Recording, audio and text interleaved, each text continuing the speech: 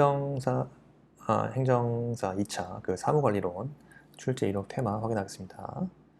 우선 국민제한 안전 규정과 관련해서 중앙우수 제한 결정 절차죠. 중앙우수 제한 결정 절차. 그래서 국민제한은 뭐죠? 국민제한이란 것은 국민제한. 국민이 정부 시책이나 그 행정제도 및 그 운영의 개선을 목적으로요. 중앙행정기관의 장, 또 지방자치단체의 장, 그리고 교육감에게 제출하는 크리에이티브, 창의적인 의견, 고안. 네, 고안을 말합니다. 그래서 자체 우수 제한 결정하고 추진할 수 있고요. 추천할 수 있고요. 그러면 중앙 우수 제한을 결정하겠죠? 그래서 중앙우수제한 심사 의견 또 자료 제출 등 이루어지고요. 그 다음에 중앙우수제한 심사위원회 심의 사항을 검토해서 시상하겠죠.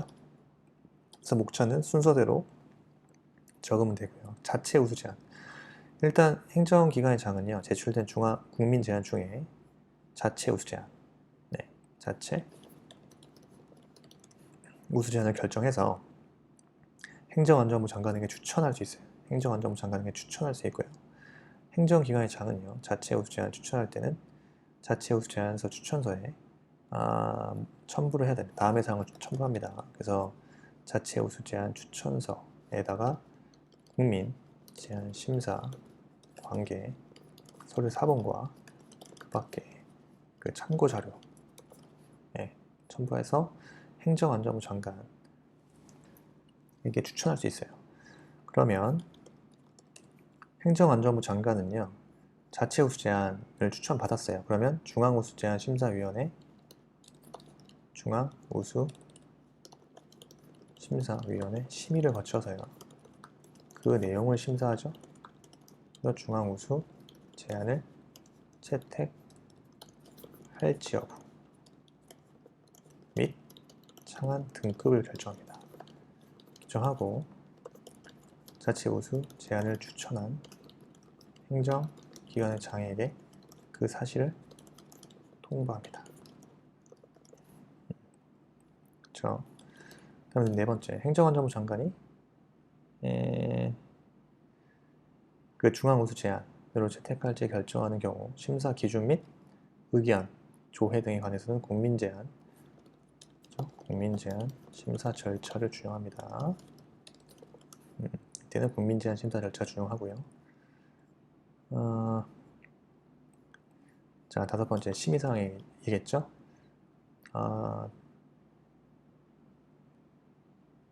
그 위원회는요, 그 심사위원회죠. 다음 사항을 심의하는데요. 심의사항은 첫째, 자체 우수 제안의 평가 및 심사. 둘째, 중앙 우수 제안 채택 여부 및 창안 등급의 구분. 셋째, 부상 지급 금액. 넷째, 다른 법령에 따라 위원회의 심의사항으로 규정된 사항. 다섯째, 그 밖에 필요하다고 인정되는 사항.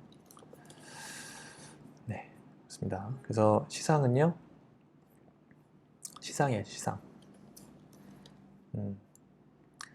시상. 중앙우수 제안 시상.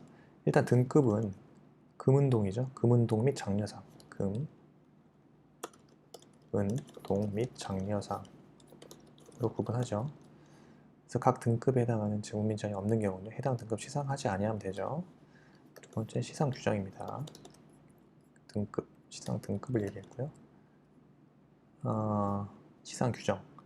중앙우수 제안의 제안자는 그 상훈법 및 정부 표창 규정에 정하는 바에 따라서 서원을 하거나 표창할 수 있고요. 제일 중요한 부상의 지급이죠. 부상. 기준은 금상일 경우 얼마죠?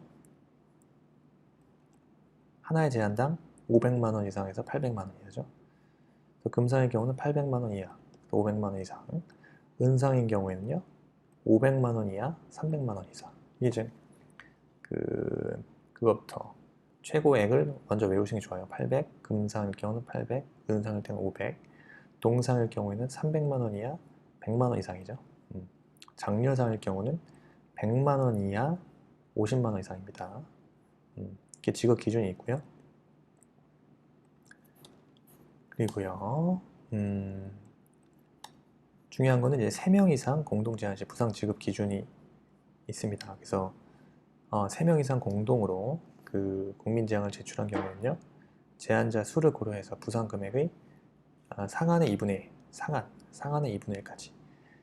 만약 금상이 3명이야, 그럼 상한의 2분의 1. 그럼 400만 원이 더 추가돼서 1200만 원으로 그 상한이 높여 지급할 수 있다는 거죠.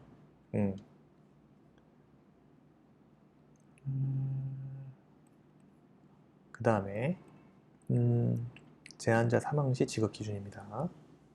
제한자 사망 시 일단 사망하면요, 그 부상의 순위는요, 우선적으로 제한자가 지정한 자가 우선으로 지급되고요. 그 다음에 그런 게 지정한 자가 없을 경우에는 상속인에게 부상이 지급됩니다. 그렇게 중앙우수 제한 결정 절차, 국민 제한 결정 관련 중앙우수 제한 중요하죠.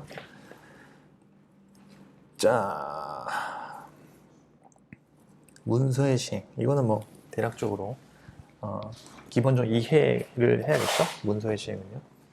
그래서 문서 시행이란 것은 문서의 시행입니다. 전 내부적으로 성립한 행정기관의 의사를 외부로 표시하는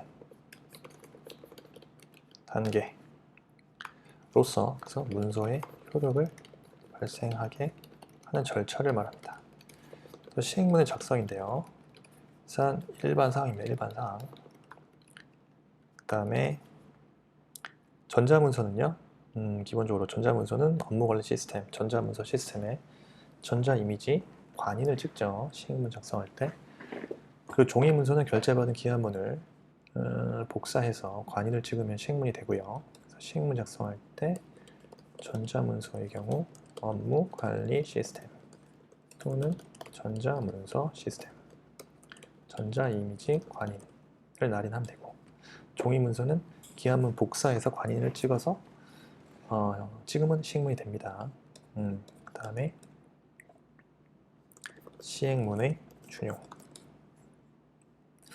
자, 행정기관의 장 또는 소속 공무원 또는 소속기관에 발신하는 그 시행문이나 그 보조기관 및 보좌기관 사무관에 발신하는 시행문 중에서 만약에 단순한 업무에 관한 지시라든가 자료 요구, 업무 연락, 통보, 공지사항, 일일 명령의 경우는요,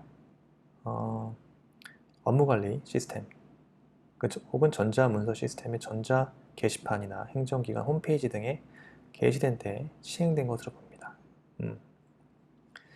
좀 어떻게 보면 간소화 절차죠. 그래서 단순한 업무에 관한 지시나 이때는 첫째, 단순한 업무의 지시나 자료 요구, 업무 연락, 통보, 공지사항, 일일 명령. 이때 이런 사항에 대해서는 업무관리 시스템이나 전자문서 시스템의 전자 게시판이나 행정기관 홈페이지 등에 게시된 때 시행된 것으로 봅니다. 다음, 관인 날인 또는 서명이죠.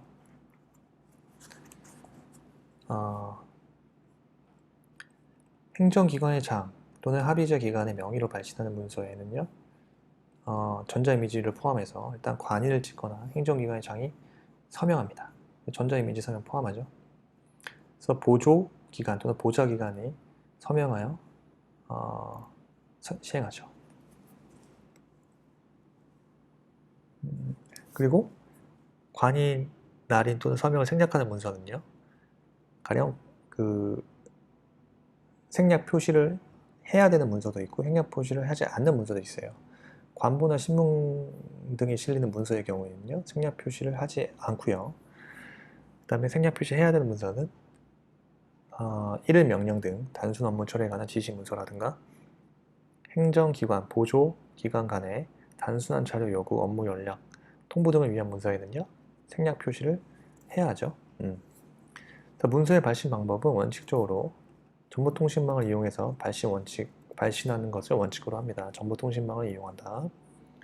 그래서 예외인 경우에는 인편으로 보내는, 사람을 통해서 인편, 그다음 우편, 팩스, 신문, 공고, 관보게재, 행정기관 홈페이지 등이 예외적 발신 방법이 있죠. 네, 간단하게 살펴봤습니다. 문서의 시행. 조금 구체적인 거는 또 기본서를 좀 정리할 필요가 있어 보이네요. 문서의 시행에 있어서는. 자, 공동기한. 공동기한의 방법에 대해서 약속하시오. 그래서 일단 기본적으로 기한에 대해 설명드리면, 기한. 행정기관의 의사를 결정하기 위해서 문안을 작성하는 것을 기한이죠.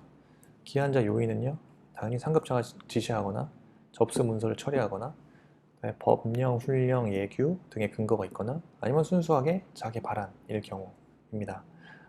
기한의 원칙은요, 문서의 기한은 전자문서로 하는 것을 원칙으로 하죠.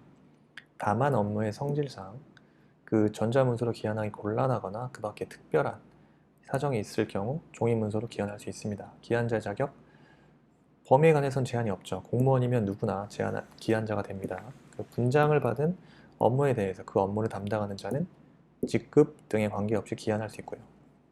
자, 공동기한. 예, 이게 중요하죠. 공동기한이라 함은 둘 이상의 행정기관의 장에 결재를 받아 공동명의로 시행하기 위하여 문안을 작성하는 것이죠. 작성 및 시행 방법입니다.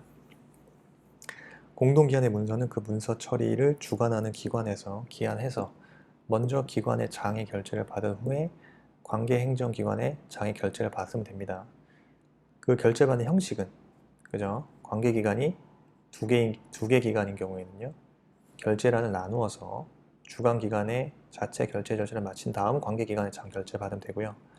관계기관이 3개 이상인 경우에는요, 별지에다가 그 기한 용지의 결제란에 준하여 필요한 수만큼 결제란을 만들어서 첨부하여 그곳에 결제를 하면 됩니다. 그 다음에 공동기한 문서는요, 그 해당 문서의 처리를 주관하는 행정기관의 문서 등록대장에 등록하고요. 그 등록번호 부여하는 등 그 주관기관의 문서 처리 절차에 따르면 되고, 공동기한문의 발신 명의 표시입니다. 예. 해당 문서 처리를 주관하는 행정기관의 장의 명의를 맨 위에 표시하고요. 그리고 관계행정기관의 장의 명의를 그 밑에 표시하면 되고요. 다음, 관계행정기관의 장은요, 동일지기일 때에는 정부조직법에 의한 부처, 청의 순위에 따라 표시하고, 동일직급이 아닐 때에는 상위직급 행정기관의 명의부터 표시합니다. 네, 공동기한 살펴봤고요.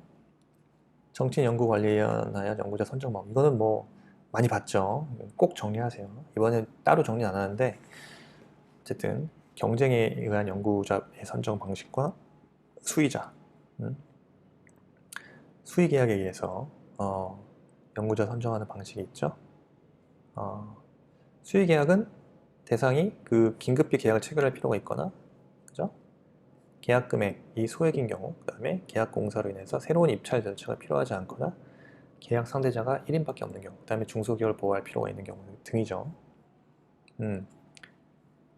그 다음에 기본적으로 수의계약에서는 연구자에 대한 위원회 심의가 이루어지죠. 예.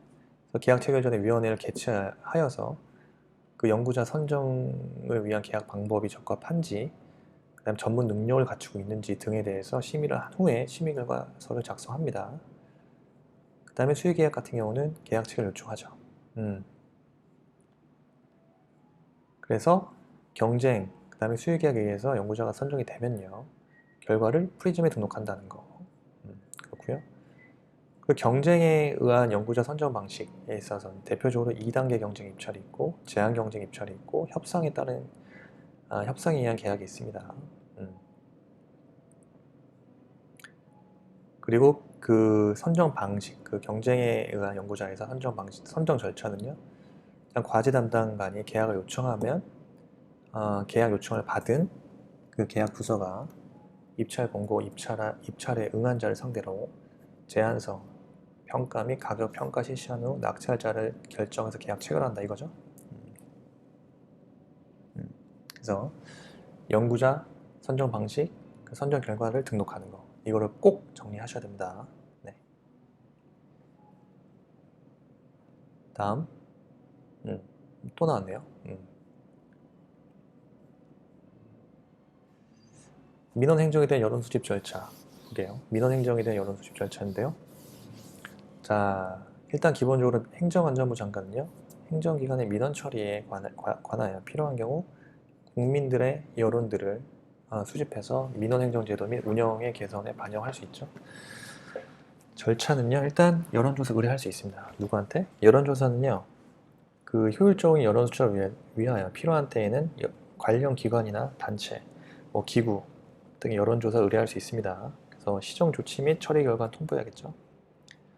행정안전부 장관은 국민들의 여론을 수집한 결과 민원행정제도 및 운영의 개선에 필요한 경우 국무총리의 승인을 받아서 관계행정기관 장에게 시정에 필요한 조치를 요구할 수 있고요. 이 경우 관계기관 행정기관 장은요 적절한 조치를 하고 처리 결과를 행정안전부 장관에게 통지해야 합니다. 다음 문제. 이건 많이 봤죠? 유의사항, 그죠? 기한 작성할 때. 일단 기한, 의 적어야겠죠? 요인 적고요. 그 다음에 원칙과 자격 적은 다음에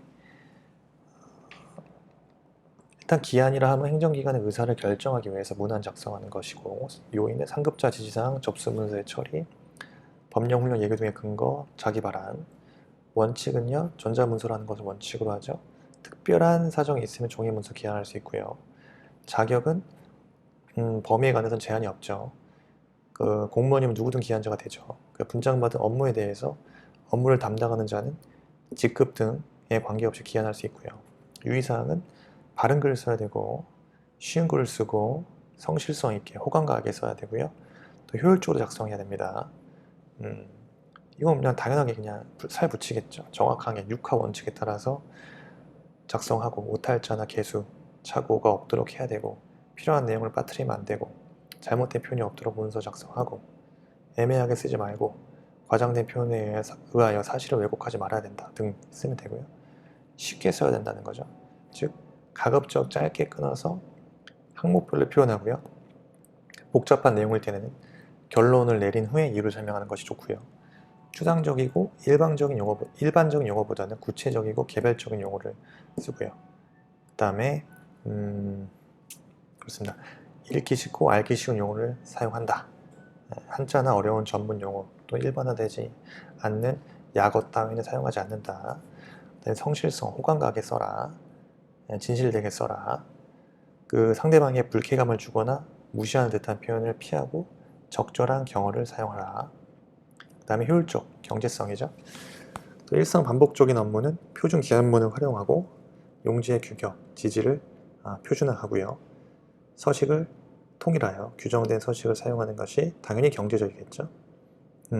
그리고 일건일매주의로 한눈에 모든 내용이 파악될 수 있도록 다루기 쉽게 하는 것이 효율적입니다.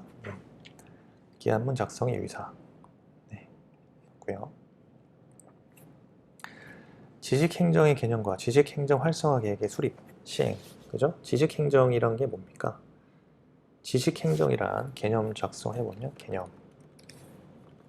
행정기관의 정보, 행정, 업무, 수행의 경험 및 업무에 관한 지식의 공동이용 등을 통하여 정책과 행정 서비스의 질을 높이는 방식의 행정입니다. 그래서 정책의 품질, 행정 서비스의 향상을 추구하는 일련의 활동을 말하는 것은 정책의 품질 및 행정 서비스의 향상을 추구하는 일련의 활동을 말하는 겁니다. 지식의 창출이나 공유, 활용 과정을 조직 차원에서 체계적으로 관리하는 것을 포괄하고요. 그 지식행정 활성화 계획을 수립 및 시행해야겠죠. 행정기관의 장은 그죠? 그 해당 기관의 행정 정보, 행정 업무의 수행의 경험 및 업무에 관한 지식의 공동 이용 등을 통해서 정책과 행정 서비스의 질을 높이는 방식의 행정을 활성화하도록 노력해야 합니다. 그리고요, 중앙행정 기관이나 지방자치단체, 지방교육행정기관의 장은 지식행정 활성화 계획을 매년 수립합니다. 근데 그 지식행정 활성화 계획에는요, 다음의 사항들이 포함되어 있어야 돼요. 첫째, 지식행정 활성화의 수립 및 시행에서 포함되어 있는 것들이 다음과 같습니다. 지식행정의 목표 및 활용 전략 포함되어 있어야겠죠. 둘째, 지식행정 담당자의 지정, 그죠? 그 다음에 연구 모임에 관한 사항, 그 다음에 지식 정보의 수집, 관리, 활용 방안, 그 다음에 지식 행정 활성화를 위한 평가, 보상 방안, 그 다음에 행정 지식 관리 시스템의 관리자의 지정 및 운영에 관한 사항, 그 다음에 그 밖에 필요한 사항. 그래서 정보 지식 활성화, 정보 지식 행정화 활성화 계획, 정보 지식 행정화 활성화 계획.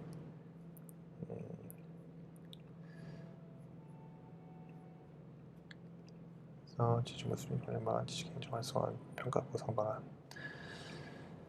행정안전부 장관은요, 행정기관의 지식행정 활성화를 위해서 다음 사항을 포함하는 그 정부 지식 행정 활성화 계획을 수립합니다.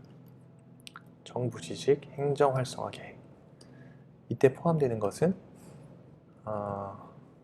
정부 지식 행정 활성화 추진 전략이 있어야겠죠. 다음, 행정 지식 관리